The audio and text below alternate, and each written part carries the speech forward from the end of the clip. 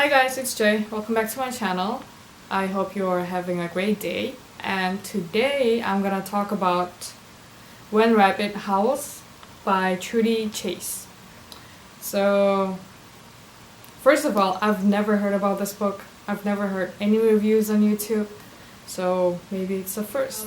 This book is about multiple personality disorder. And if you know psychology, you will know that this disorder means that you basically have a lot of people living inside you at the same time. And that means that they can control your body anytime they want. This disorder is caused by a severe abuse that goes on over a very long or just a long period of time. It is interesting but sad at the same time. And so also this book is an autobiography. So everything that is described in this book, everything that is written in this book actually happened to an actual human being. Yeah, when I first saw this book, I was just really interested in it because as an applied psych student, I am really interested in multiple personality disorder, but when I realized that it was an autobiography, I had to think twice before starting to read this book, because that meant that I would be actually reading like horrible memories of horrible abuse that happened to a small child. But I decided to pick this up nonetheless, because my curiosity won me over. The author talks about her therapy process and how she met the therapist and how they went about treating her disorder, and you'll see that during this process a lot of other personalities will jump into this like story, I guess, and then just show us and show the therapist a lot of the things that happened to the author when she was a very young child. One of the things that might kind of frighten you is the fact that there will be a lot of voices in this book. So, as I mentioned before, the author herself has a multiple personality disorder, which means that at least like a handful of other personalities of hers will be talking in this book. And also, plus there's her therapist who kind of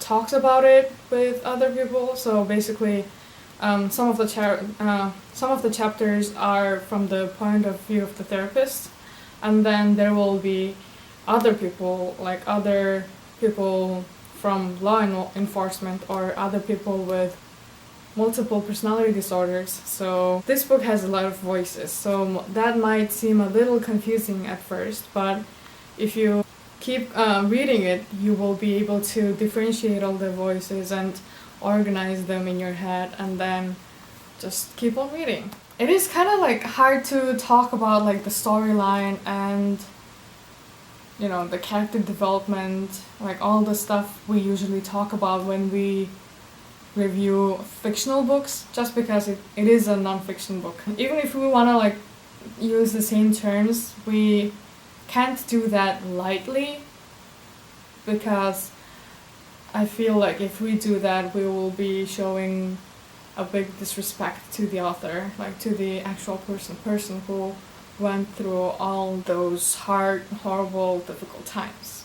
I'm just putting it out there that it was just a very interesting read, and if you're interested in psychology in general, or specifically in multiple personality disorder, I would highly recommend it. But I would also say that you should be careful and kind of psychologically prepare yourself before picking this book up, because there will be a lot of descriptions of sexual abuse, there will be a lot of descriptions of physical and emotional abuse.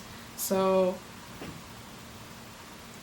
I should advise you to be prepared before picking this book up. I wouldn't recommend this book to people who went through any kind of abuse and are not in treatment at the moment, because the memories that are described here might be very triggering and they might upset you very much. So if you're not in treatment and if you still are dealing with the consequences of the abuse, I wouldn't really recommend picking this book up. Maybe you should pick it up only after you go through a good treatment and then you feel like you can handle all the heavy stuff that's in this book.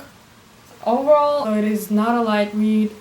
It's pretty heavy, it's pretty dark, so if you don't wanna go into that kind of stuff, I would also not recommend this book. But if you just wanna give it a try, if you wanna start reading psychological books, I would recommend this book. And I can't stress enough that you should just think twice before picking this book up. And also that you shouldn't forget that this is a nonfiction. This is an autobiography.